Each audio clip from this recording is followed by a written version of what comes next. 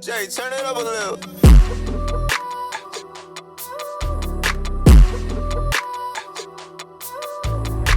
Yo, what's good? I'm Jay, and in today's video I'm going to be going over how Rxckson and 808 Melo make their bouncy drum pattern. More specifically, the timbo bounce, or whatever the fuck you want to call it. I'm going to break it down into simple, easy to follow steps, so regardless of your experience level, you'll hopefully leave this video knowing how to do it. I know I'm a little late to the party with this one, but hopefully I'm still welcome to the party. Yeah, sorry. If you're new to the channel, welcome. If you ain't, welcome back, bro.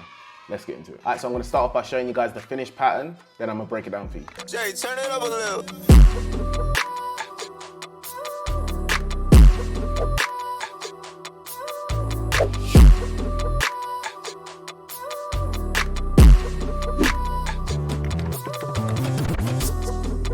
Now for me, personally, I learn a lot quicker by doing. So what I recommend you do is load up FL Studio or whatever DAW you're using and just follow along. Hearing yourself make something feels a lot different to just watching someone else do it. The kit I use on this beat is the Alchemist drum kit by Era Beat. It's free and it's quality, so salute to him. All right, so we started off with this main counter snare layer.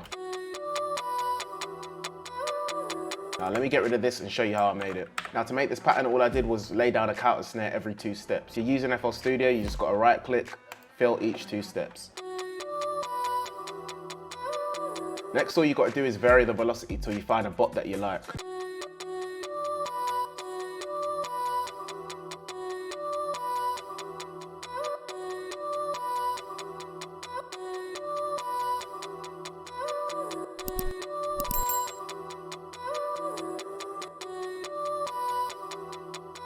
Next, I just got rid of this and duplicated that over. And that's pretty much the main element of the bounce down already, and it wasn't very hard to do. Once you're happy with how that's sounding, we can add the next layer. What I did next was just copy that exact same counter snare pattern into another counter snare, and I made sure that it was one with quite a lot of high end.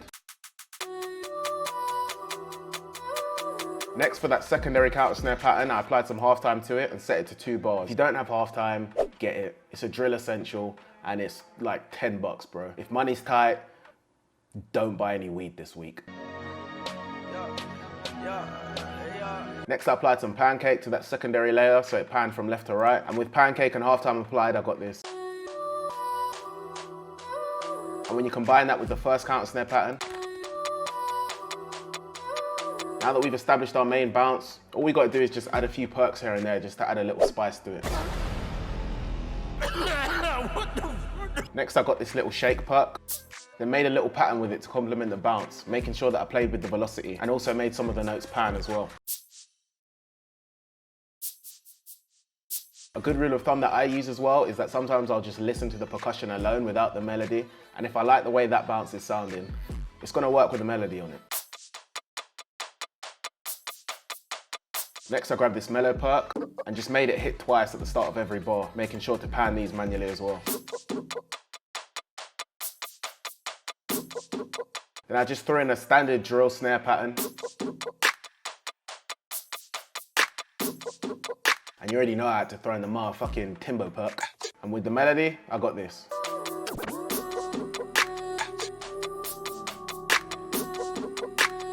And in terms of percussion, we're done. If you've been following along in your DAW, give yourself a little pat on the back, man. All right, now we're gonna get into the 808. Now for this beat, I used 2 808s. The main 808, I used the Seraphim 808 from my free kit, Rebirth. I also used the 808 mixer preset on that as well. And for the second 808, I used this BK Grime 808 from the Era Beats kit. Now my main focus going into this beat was just to make something you could bop your head to. So I kept the 808 patterns quite simple so that the percussion could carry the beat. As you can see here in my piano roll, there's not a lot going on.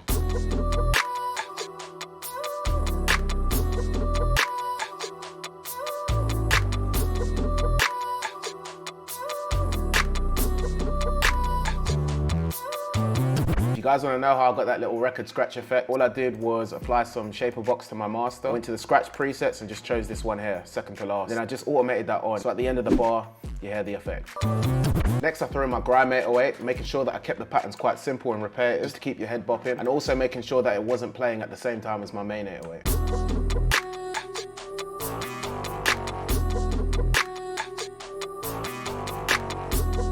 Also making sure I added a few rolls at the end of the pattern just to add some anticipation for the next verse. You guys wanna know how I mixed the Grime 808? I didn't. All I did was just make it wider in the stereo. Next, I threw in a kick, turn the velocity all the way up, then also layered over this perk to make the drum slap a bit more. Now that I've broken down the main elements of the beat, I'll show you a few structuring tips that I used. All right, so tip number one, and the most obvious, make more than one 808 pattern. Usually for my beats, I'll make an 8-bar pattern for the chorus, and then a separate 16-bar pattern for the first and second verse. Next, I'll add and remove certain elements for the perk. For example, in the first verse, all of the perks are playing, but for the second verse, I decide to remove certain elements. This main counts snare here. I just press C to use my slice tool, and then got rid of it. After I cut those pieces out, I just introduced the snare again, and doing subtle things like that can just vary up the bounce a bit.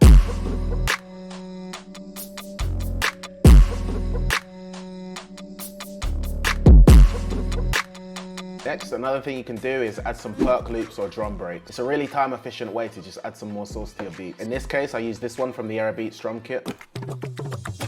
Just panned it using Pancake. Also making sure that your drum break or perk loop is at the same BPM as your beat, otherwise it's gonna sound offbeat and shit. If you don't know how to do this, just click here at the top left, fit to tempo. Hopefully, if you've got a decent kit, they've actually BPM labeled it, so all you gotta do is type in 142 if it's not already here, and then it'll be on beat. In the case of this beat, I decided to use the drum break at the end of the chorus to lead into the first verse. Finally, to add some anticipation for the drums, I just scattered some effects and rises throughout this and this. And I also varied my melody by applying some halftime to it at the second verse. And here's the finished beat. Jay, turn it up a little.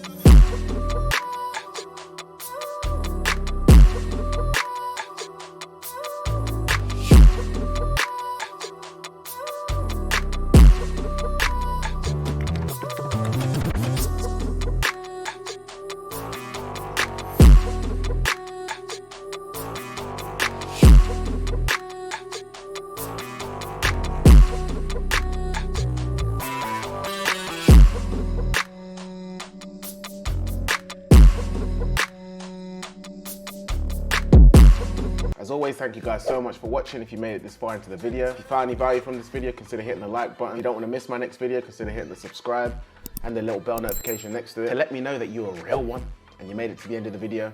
Drop a comment down below, let me know one thing you want to improve on for 2022. Now that you're done watching the video, if you want to know how to make heavenly guitar samples for Central C, check out this video next. Click it. It's free.